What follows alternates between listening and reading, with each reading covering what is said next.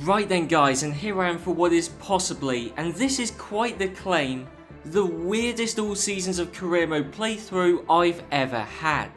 There's one big reason for that, and given how glitchy this game is, or certainly was, that shouldn't be a major surprise. Hauger and the owner driver rounds off the grid. De Vries. The reason this video is coming out much earlier in the year than the previous ones is because I used to wait for Codemasters to release the team performance update and fix any major glitches before finishing the career, but I didn't bother this time, so it's 9 seasons of being unable to remove sponsor logos from my car, but more to the point, 9 seasons of driver contracts expiring 1 race before the end of the season. And that's right, 9 not 10, on both counts actually. Because the massive driver contracts oversight for whatever reason didn't extend into the final season.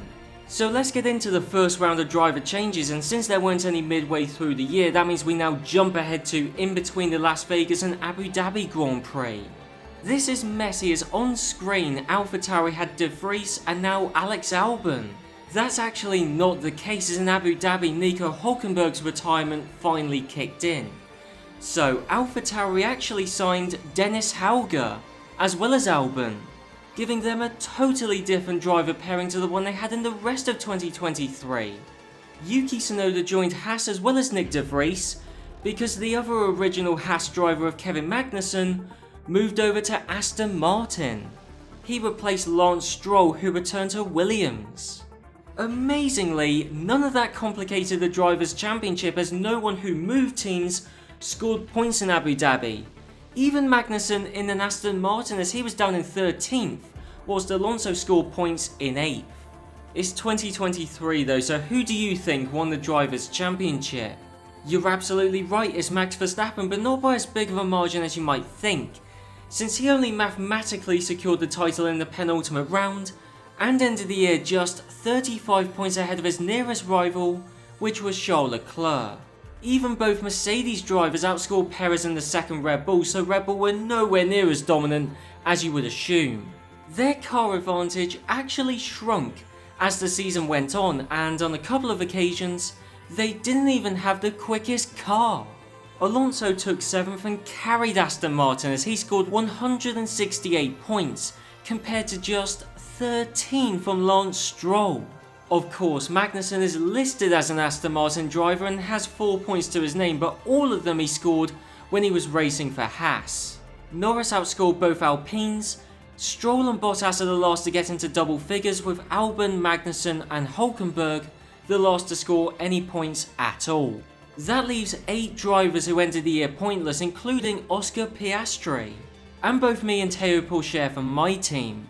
It also includes Hauger, but to be fair, he only did 1 race, and AlphaTauri were one of just 2 teams, the other one being mine, to score nothing all season. Mercedes actually beat Ferrari to 2nd place in the Constructors' Championship thanks to Sainz's poor performance, but it was Red Bull who were crowned the Constructors' Champions, albeit only by a margin of 38 points. The second season was kicked off with an aerodynamics and chassis rule change, and I saved every upgrade my team had at that point. That gave us an enormous boost, and one we were able to hold on to as the season wore on. That said, I wouldn't read too much into the car performance index when the on-paper differences are that tiny. What was clear is that Aston Martin had the fastest car for almost the entire season, and that, combined with the fact that Mercedes went from having the 3rd most powerful engine in Season 1 to the joint best engine in Season 2, meant Aston Martin had everything they needed to take both titles from Red Bull. And that's exactly what they did, with Fernando Alonso finally becoming a triple world champion, 3 Grand Prix and a sprint race to spare. And it was a strong season for Aston Martin as a whole, with Kevin Magnussen getting some solid results for the team, securing a 1-2 for them in the very same race that Alonso won the Drivers' Championship. Sergio Perez announced his retirement from F1, and so he left 1 race before the end of the season, and was replaced by Lance Stroll. So Stroll's on his 3rd different team in less than 3 seasons, but what an interesting partnership. Verstappen and Stroll at Red Bull. Stroll's seat at Williams was filled by Liam Lawson and neither of them scored points in Abu Dhabi. Stroll finished 11th in a Red Bull, a car that Verstappen finished on the podium with. Alonso ended the year with a 158 point margin over Charles Leclerc, who's the runner-up for the second year in a row. Sainz took a comfortable third with Russell and Verstappen tied on 254 points in 4th and 5th respectively, and 13 points ahead of Hamilton.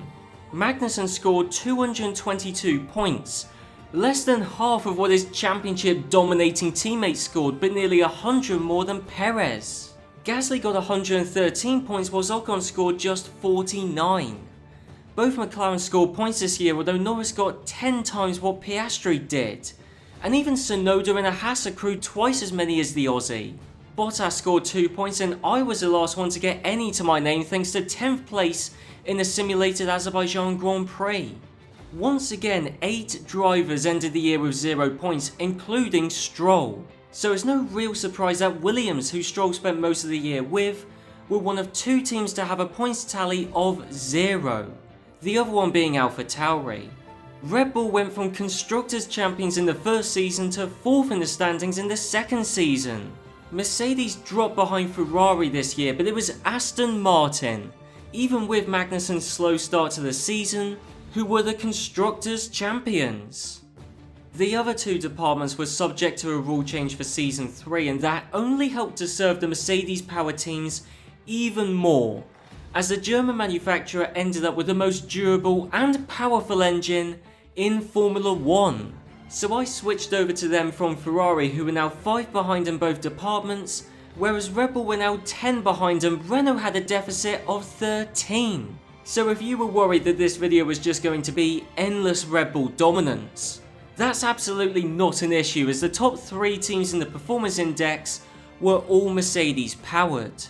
In the first 6 races, defending champion Alonso won 3 of them and retired from the other 3. That meant after the Emilia-Romagna Grand Prix it was Kevin Magnussen who led the Drivers' Championship. Even my team got in on the action with our first ever podium in Monaco. By the halfway point it was Mercedes' Works team who had the edge as they took a 1-2 in Austria led by Hamilton, and a 1-2 in the Drivers' Championship, albeit with Russell on top with a 9-point buffer to his teammate and a 21-point advantage over Alonso in 3rd. Norris for McLaren Mercedes took a shock win in Zandvoort with Leclerc and Alonso completing the podium. In Monza, all of the top 6 finishers drove Mercedes engine cars and 8 of the top 9 did, the only exception being Leclerc. Alonso took another race win with Théo Pourchaire for my team on the podium for the first time in his F1 career, and Norris finished in 3rd. Even Piastri finished in 5th, so it was only Williams who didn't capitalise on this Mercedes power unit dominance. Qatar was significant for PSL Racing as I won the simulated Grand Prix, taking my team's first Grand Prix victory in F1. Unfortunately though, this was pretty much our peak, as just after this race we bought the final car performance upgrade and hit our performance ceiling, whereas those around us definitely haven't hit theirs. Mercedes were helped by their top tier driver pairing and wrapped up the Constructors' Championship in Texas, 4 Grand Prix and a sprint race from the end of the season. George Russell was crowned the Drivers' Champion in Las Vegas as he built up enough of a lead over Hamilton, and Alonso's competitiveness faded as the season wore on. For the sake of the integrity of this season, it's good Alonso was out of contention by this point, since he announced he would retire from F1 at the end of the season. But end of the season really meant just before the end of the season. So Alonso would have been out of the running anyway, as Logan Sargent ended the year in that side of the Aston Martin garage. Liam Lawson also left Williams and he went to Haas, meaning Williams have a brand new driver pairing of Nick De Vries and Felipe Drugovich. Russell was 44 points fittingly ahead of Hamilton, with Alonso 3rd in the championship despite doing 1 race less than pretty much everyone else. I took 4th in a fully simulated season, beating both Magnussen in an Aston Martin and even Max Verstappen. Norris and Leclerc outscored my teammate Porsche, but the Frenchman outscored the other Ferrari and McLaren drivers, as well as both Alpines and Stroll in the second Red Bull. And that's an enormous contrast. Verstappen scored 195 points, but Stroll in the same car scored just 8. Sargent got a point on his Aston Martin debut, which goes to show how important car performance is, as everybody else scored nothing all year. That means 4 teams, AlphaTauri, Haas, Williams and Alfa Romeo, all have a total of 0. Then we jump up to Alpine on 109, Red Bull all the way down in 6th thanks to them falling behind in engine development, McLaren now in 5th, but we're still outscored by Ferrari, who are the highest placed non-Mercedes powered team. Then it's my team in 3rd, Aston Martin as the runner-up, but some 366 points behind runaway winners Mercedes. On paper, the 4th season was much more tightly contested as the gaps between the engine manufacturers shrank. Also, it wasn't long before everyone's car development maxed out and levelled off, the exception being Alpine, who found a huge chunk of development midway through the season. Regardless though, Mercedes still won a Constructors' Championship well in advance, securing it in Japan. Once again it was Russell versus Hamilton for the driver's title, but this time it was Lewis Hamilton who came out on top, wrapping up the title with 1 race to spare and becoming a record 8-time Formula 1 world champion.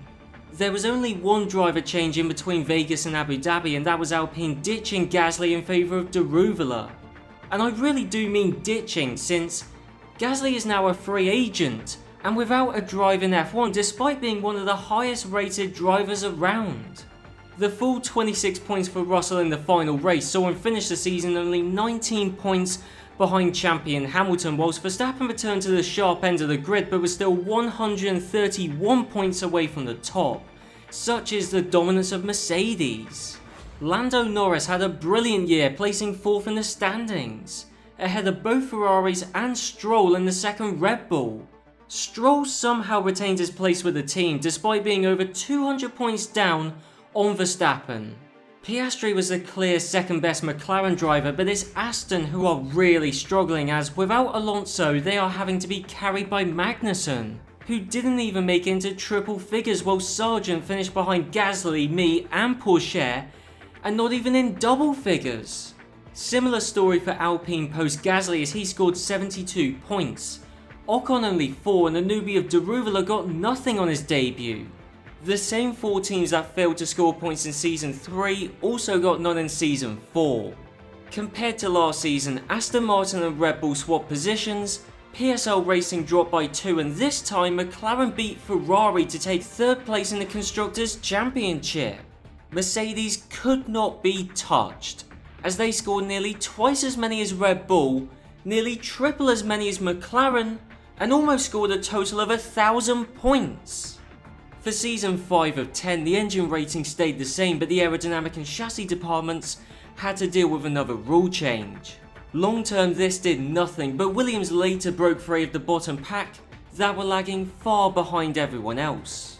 This season was also a bit of a wake up call, as even with a fully upgraded car and a talented youngster in the second seat, and I specifically picked Porsche because if you watched my F1 22 all seasons of career mode video, then you'll know that he was a race winner, championship contender, and even briefly the championship leader whilst racing for McLaren in the final season of that career mode. That was before he got replaced mid-season for Verstappen, and I won't spoil what happened after that if you haven't seen the video, but the reason I signed Porsche to my team was to try and right that wrong from F1 22's career mode. Anyway, Porsche, with the help of the massive pre-season attribute boosts, won the opening round of the 5th season of this career mode. But in Saudi Arabia he sunk down to his usual place, which meant he was only able to lead an underwhelming 7-8 result for PSL Racing. So halfway through the season I started to buy the personnel facility upgrades. But that was too little too late to bring the fight to Mercedes, even though they were forced to change their driver lineup mid-season. That's because Lewis Hamilton, despite the fact he was fighting for the championship with Russell, had just won the most recent Grand Prix and was only 9 points behind his teammate, decided to retire from Formula 1 after his home race. The upshot is Gasly returned to F1 with Alfa Romeo because Bottas moved to McLaren, and he was able to do that as Lando Norris was signed by Mercedes to be Hamilton's replacement. But Norris had a nearly 150 point deficit to Russell, and Verstappen in third was 64 behind Russell and in an inferior car. So Hamilton's departure handed the 5th season's driver's title on a plate to George Russell. He sealed the title in Mexico. Verstappen was the closest in the end, but 106 points down, with Norris ending the year third, but he outscored Russell by 5 points since joining Mercedes. Pourchaire's fourth and the final driver to outscore Hamilton, as Hamilton still got more than the likes of Magnussen, Leclerc, Piastri and Sainz. Stroll was once again miles behind Verstappen and only 1 point ahead of Sargent in an Aston Martin. Myself, Ocon and Bottas were the final 3 drivers to score points, and for the second year in a row, a total of 9 drivers had a pointless season. McLaren slipped from 3rd to 6th, but other than that, the Constructors' Championship played out the same as it did in Season 4. The 6th season was a straight continuation with identical engine ratings and near static car development, apart from Williams very early on joining the tightly contested top of the pecking order, and Alfa Romeo late on breaking away from the bottom to be in a class of their own. We all know what happened. Mercedes ran away with it again, as they wrapped up the Constructors' Championship in Qatar. On top of that, George Russell became a triple world champion with 2 rounds of the season still to run. Fortunately, Verstappen wasn't still in contention, and not that I wouldn't want him to be, as it would be nice to have some non-Mercedes powered competition. But he would have put himself out of contention anyway with his decision to retire at the end of the year, and the game's contract glitch forcing him to retire before the final race.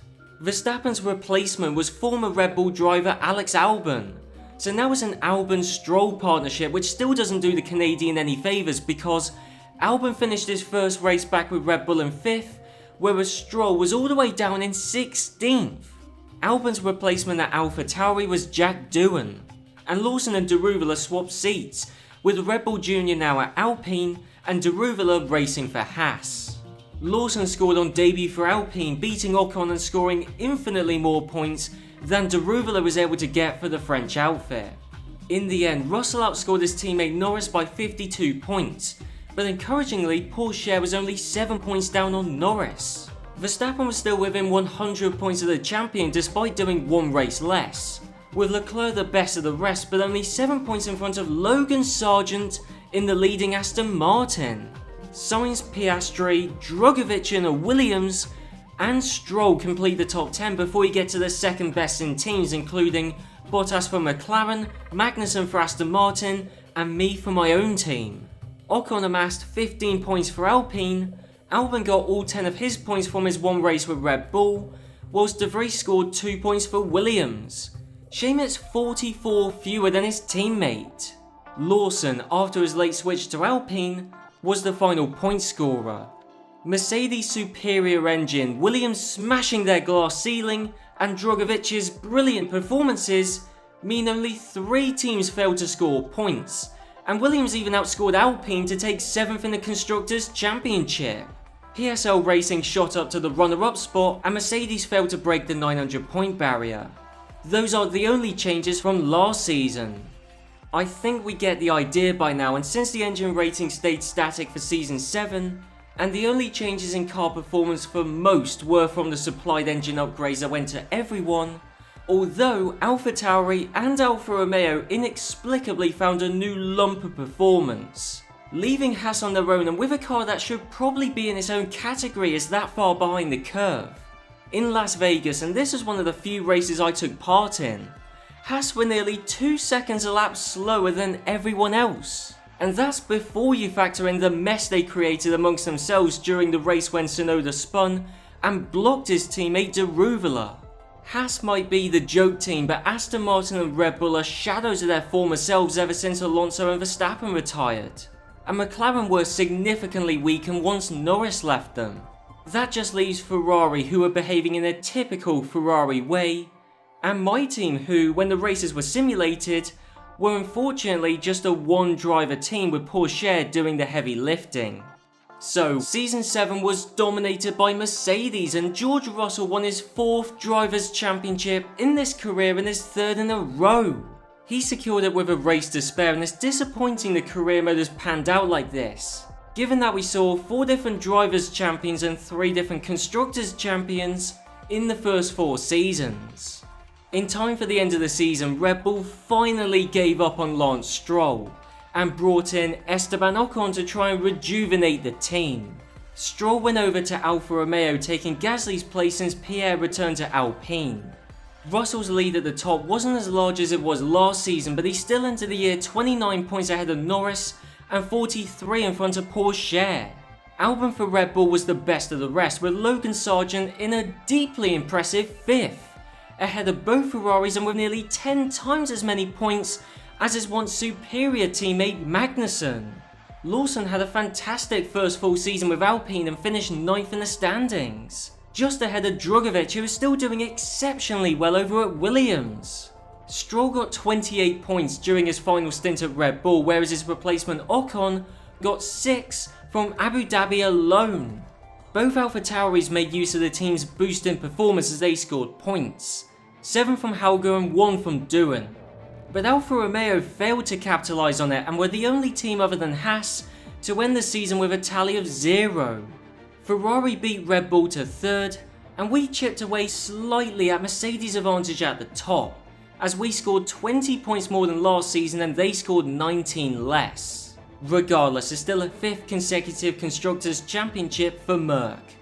Season 8 had the potential to shake up the order thanks to a powertrain and durability rule change. But in terms of the engines, Mercedes and Ferrari took a hit but still had the joint best ones available. Renault, for the first time in this career mode, don't have the least powerful engine, even if it is 10 down on Mercedes and Ferraris, as Red Bull have produced the worst engine we've seen yet. That's 15 down on the most powerful on the grid. Car performance wise, it's basically the same story as before, though Haas finally started to make some headway in terms of development. A sprint and Grand Prix victory for Porsche in Azerbaijan gave him the Drivers' Championship lead, especially because in that Grand Prix Russell finished in 4th, meaning the podium was completed by Ocon in a Red Bull and Felipe Drugovich in a Williams. Genuinely one of the most amazing performances in this career mode so far. Norris led the Drivers' Championship after winning the British Grand Prix, sharing the podium with Russell and Logan Sargeant. Sargeant was the clear 4th fastest driver but inherited 3rd due to a mechanical issue for Porsche. From then on, Norris held on to a top spot in the Drivers' Championship and Mercedes won their 6th Constructors' Championship in Qatar. But leaving Brazil, Russell, for the first time since way back at the start of the season, topped the drivers' table. A race win for Porsche in Las Vegas with Russell 2nd and Norris 4th meant it was a 3-way showdown in Abu Dhabi with Russell out in front and 10 points ahead of Porsche and 12 ahead of Norris. So with the Drivers' Championship still in the balance, I had to take part in the Abu Dhabi Grand Prix just to watch it play out. It was going Russell's way as he was leading with me in 2nd place and ahead of the other 2 contenders. And then the red flag came out. That gave us a 3-lap dash to the end, and normally with these all seasons of career mode videos, I don't get involved as I want to see what the game does by itself. But I was given a golden chance starting alongside Russell to help out Porsche and give him a long overdue driver's title. So off the start I got my elbows out, pulled ahead of Russell off the starting grid, steered to be directly in front of him, giving Porsche all the time and space he needed to slip past us on the inside of turn 1 and take the lead of the race. After a lap of holding the pack up, I knew I was going to come under pressure from those behind. Sargeant and Norris steamed past, but I was focused on blocking Russell and was able to drop him down to 5th, which gave Porsche a big enough point swing over Russell to win the Drivers' Championship. Just 5 points separated them in the end, but that finally brings an end to Russell's run of titles. Norris was just 12 points away from winning outright, and then it's a massive 170-point gulf to Ocon in 4th, with Leclerc, Sargent and Sainz in between the two Red Bulls. In fairness to Albon, even though he finished 8th in the standings, he won the Italian Grand Prix. In fact, Red Bull were the only team other than Mercedes or PSL Racing to secure a race victory. And they got 2 as Ocon crossed the line first in Belgium. What I haven't mentioned yet are the driver changes, and there were a few, including Piastri, who scored 106 points, but none of them were for Haas. He swapped places for some reason with de Ruyveler, who's now at McLaren. Kevin Magnussen's retirement caused the other 3 changes as Joe took his place at Aston Martin, Doohan traded AlphaTauri for Alfa Romeo, and the newest driver to join F1 is Ayumu Iwasa, who's driving for AlphaTauri. None of them scored points for their new teams in Abu Dhabi. In fact, de Ruyveler was last even in a McLaren. Lawson bested Gasly surprisingly in the Alpine intra-team battle. Joe, Stroll, Iwasa, after only 1 race to be fair, Tsunoda and de Ruyveler ended the year pointless. That translates to Haas and Alfa Romeo in the Constructors' Championship. A much better power unit for Williams compared to Alpine put the British team back ahead and with 70 more points. Although it was Drugovich who scored 70, but even De Vries' 7 points is still the same as the entirety of Alpine. Red Bull's comparatively weak engine didn't stop them from beating Ferrari to 3rd, and predictably Mercedes won, and they scored exactly the same number of points as last year. Ferrari and Mercedes went into the following year with equal performance engines, but 5 better than the year before. Their advantage to Red Bull shrunk to 1/3 of what it was, and Renault are back to having the least powerful power unit. There's no car development again, so we all know how this season panned out. Although I do want to point out that Logan Sargent won a Grand Prix for the first time as he took the checker flag in Canada. Another shock this year was that George Russell announced that he would retire from F1 at the end of the season. Of course though, that actually means after the penultimate round of the season.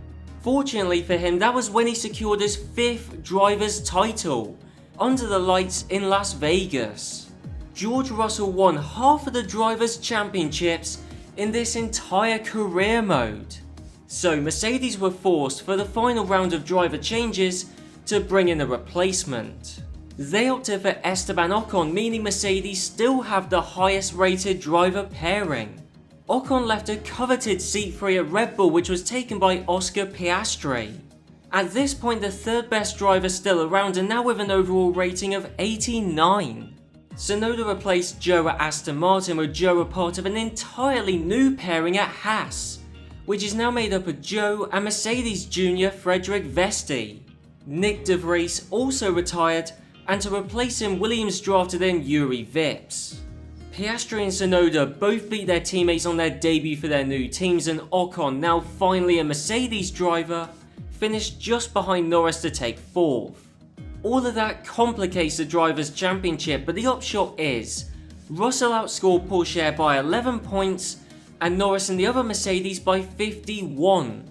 Ocon got well over double the points of his old Red Bull teammate Albon, and Sargent comfortably outscored both Ferraris as well as Albon. Drugovich continued his great run of form, and Doohan in an Alfa Romeo outscored loads of drivers thanks to the 28 points he accrued, beating amongst others now Red Bull driver Piastri and Joe, who had a shocking season in that Aston Martin. And it's no wonder he was replaced by Tsunoda, who nearly scored as many points in 1 race as Joe did in 22. Lawson had a low scoring season by his high standards, but understandably so, and he bested Gasly, who was one of 4 drivers to score no points all year. Vesti and Vips have the excuse of only doing 1 race, but Stroll did a whole season for Alfa Romeo and still got nothing, whereas his teammate Doohan got 28. Predictably, only Haas ended on 0 as their car simply is not capable of getting into the top 10 of any race without some truly bizarre circumstances. The top 5 teams remained in the same order as last year, but it's Williams and Alfa Romeo, thanks to Drugovich and Doohan's heroics, that put them 6th and 7th respectively.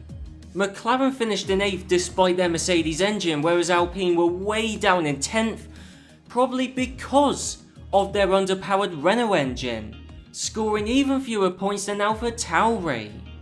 So the 10th and final season, and if these engine performance ratings look familiar, that's because they're identical to the ones we saw in the 4th, 5th, 6th and 7th seasons. A 3 department wide rule change wasn't going to do anything, not at this stage in the career mode and not when my team alone has well over 200,000 resource points spare. So we're in very familiar circumstances except without George Russell. With him out of the way, Lando Norris won the first 3 Grand Prix of the final season.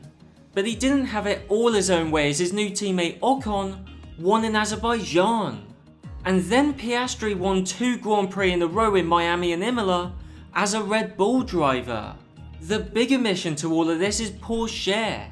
Despite the fact that with the personnel facilities boosting his attributes, he's the highest rated driver in F1 at 98 overall. Even without those boosts, he's still the 5th best driver behind only Norris, Leclerc, Piastri and Iwasa. By this point, a lot of the older and more established drivers had either already retired or had a noticeable drop in ratings. I'm astounded Bottas is still around, but even more surprised that Carlos Sainz and Ferrari are still together. In fact, Ferrari are the only team not to have changed their driver lineup at all in this career. The sprint race at Spa produced the most unforeseeable set of race results in any of the 230 Grand Prix weekends in this game save. Jack Doohan in an Alfa Romeo won, with Deruvala in a McLaren 2nd and Sainz for Ferrari 3rd. Even Stroll and the other Alfa Romeo got into the top 8 and scored a point, whereas Albon for Red Bull and both Mercedes missed out. That gave us an incredible starting grid for the Grand Prix, even if it was ultimately won by Oscar Piastri. More to the point, Doohan won a sprint race before Porsche won a Grand Prix in this final season. But my driver finally got to the top step of the podium in the very next race at Zandvoort. Ultimately though, Ocon wasn't a match for Norris, and neither Piastri nor Porsche were quite able to prevent another trophy going to Mercedes. Lando Norris, the driver who dominated my F1 22 all seasons of career mode playthrough, won the Formula 1 Drivers' Championship, becoming the 6th different driver to do so. Porsche, a former champion of course, was the runner-up again, whilst Piastri did brilliantly with Red Bull, recapturing some of the magic they lost when Verstappen retired. The Aussie was 98 points off the top, but 65 ahead of Ocon and the other Mercedes. Leclerc had 10 years of decent performances, but Ferrari never gave him a car to truly compete for a driver's title. And this year, he wasn't even that far ahead of Tsunoda come the end of the year, but I have to say, that's a great season for the Japanese driver. Crucially, Tsunoda outscored his teammate Sargent, who himself exceeded my expectations in this career and even in this final season tied on points with Albon. But that means Albon was nearly 200 points down on Piastri. Sainz missed out on triple figures, although to be fair by this point he would be 38 years old. Drogovic, Doohan and Iwasa had great years in bottom half teams and all considerably outscored their teammates. In fact, in Drogovic's case, Vips and the other Williams was one of 4 drivers to have 0 points. The others being both Haas, predictably, and Pierre Gasly. Sure, Gasly would be 36 years old and Lawson only scored a point, and Renault shafted their works team consistently in this career due to their poor engine development. But what a lackluster end to the career for a once top tier driver. I imagine by this point that Günther Steiner has exploded with rage, as Haas remained the joke team and were the only ones who could not score a point. Alpine got just 1, such has been their decline over the past 10 seasons, although McLaren have also been on the decline without either Norris or Piastri as they were just 9th in the standings, behind Alfa Romeo, AlphaTauri and Williams. Ferrari were outscored by Aston Martin and this time Red Bull outscored my team, which is a testament to Piastri. But whilst Mercedes' dominance was reduced, it was still pretty clear cut with 773 points total and a 227 point margin of safety. And as always, if I don't say what happens at the end of the career, then I'll get comments asking me, but long and short of it, nothing happens. After the usual post-race screens, you just get booted out to the main menu. With that being said though, I hope you enjoyed this video, even if it was a bit of a Mercedes dominance flashback, and I'll see you guys for my next video.